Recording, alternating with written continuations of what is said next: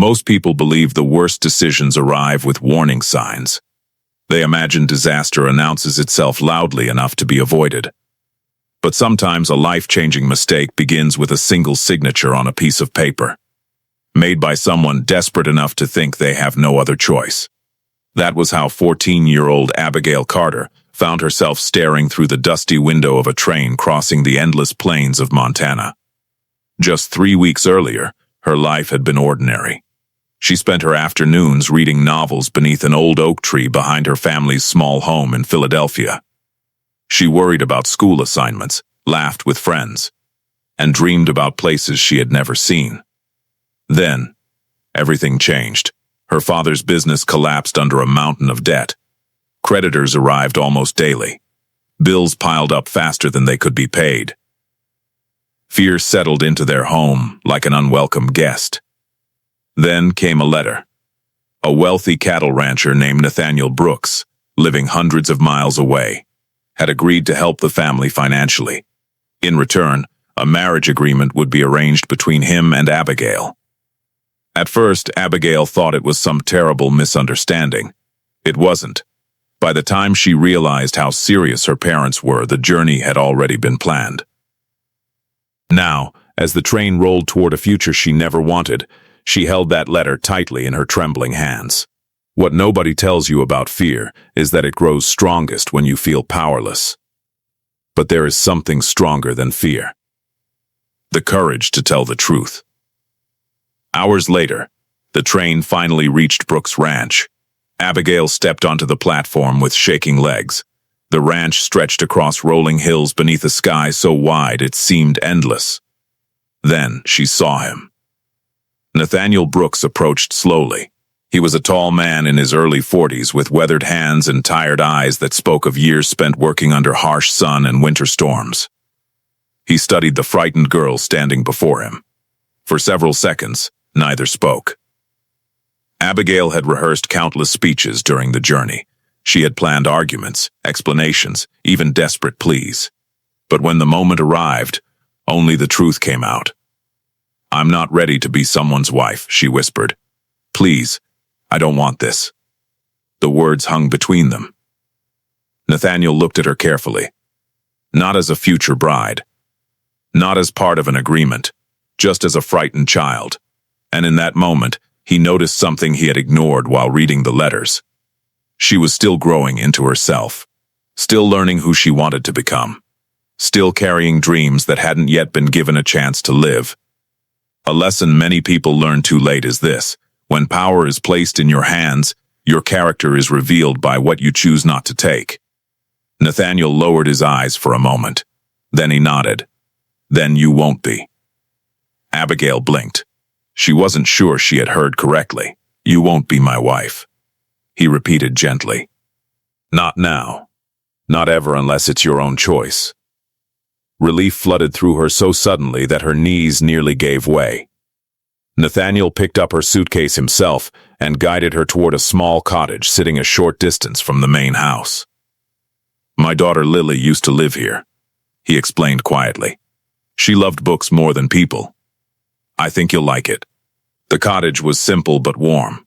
For the first time in weeks, Abigail felt safe. Over the following months, Nathaniel shocked nearly everyone in the surrounding community. Instead of introducing Abigail as his future wife, he legally registered her as his ward. He hired a teacher from the nearest town. He bought books. He encouraged her studies. And whenever someone questioned his decision, he answered with calm certainty. Not everyone approved. Rumors spread quickly. Some claimed Nathaniel was hiding his true intentions. Others insisted Abigail was manipulating him. People often judge situations they do not understand. It is easier to create stories than to seek facts. One afternoon, a respected local minister arrived at the ranch demanding answers. His questions were direct. His accusations were not subtle. Nathaniel listened patiently. Then he spoke only one sentence. "She is under my protection, and that is all anyone needs to know." The conversation ended there. He never explained himself further. He never defended his reputation. He simply accepted the criticism. Abigail never forgot that. Watching someone sacrifice their own comfort to protect another person changes the way you see the world. Years passed. The frightened girl slowly disappeared. In her place emerged a confident young woman. Abigail excelled in literature, mathematics, and business. She learned horseback riding. She managed ranch accounts with remarkable skill. She developed ideas that helped improve profits across the property. Most importantly, she discovered who she truly was. Throughout those years, Nathaniel never mentioned marriage. Not once. He never reminded her of what he had done, never suggested she owed him gratitude, never expected anything in return. True kindness doesn't keep score. It gives freely and moves on. On Abigail's 19th birthday, she found herself thinking about the past, about the terrified girl stepping off that train, about the man who could have claimed control over her future, but chose instead to give it back. And she realized something surprising. The admiration she felt for Nathaniel had become something deeper, something stronger. Several weeks later, she approached him on the ranch porch as the sun disappeared behind the hills. "Nathaniel," she said softly, "may I ask you something?" He smiled. "Of course. What if I wanted to honor the agreement now?" The smile vanished. His expression turned serious. "You don't owe me anything, Abigail. I know. You never did. I know that too." Nathaniel looked away. She continued, "That's exactly why I'm asking." The evening breeze moved gently through the fields. Abigail took a deep breath. "When I arrived here, I thought my life was ending. Instead, you gave me something priceless. You protected my future when it would have been easier not to. You taught me that respect matters more than power, and that real family is built through choices, not obligations." Her voice remained steady. "I'm not that frightened girl anymore."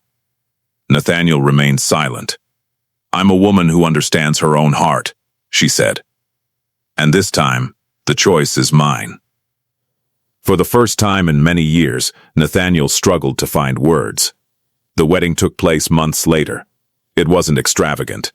There were no grand celebrations, only close friends, a few trusted neighbors, and people who understood the truth of their story.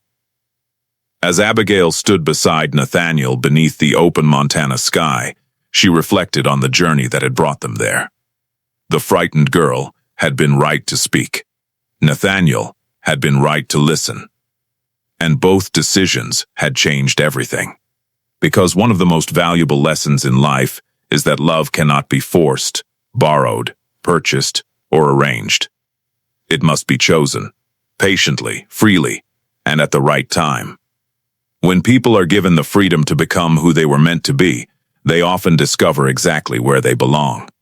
And sometimes, the greatest act of love is not holding on. It's giving someone the space to choose whether they wish to stay.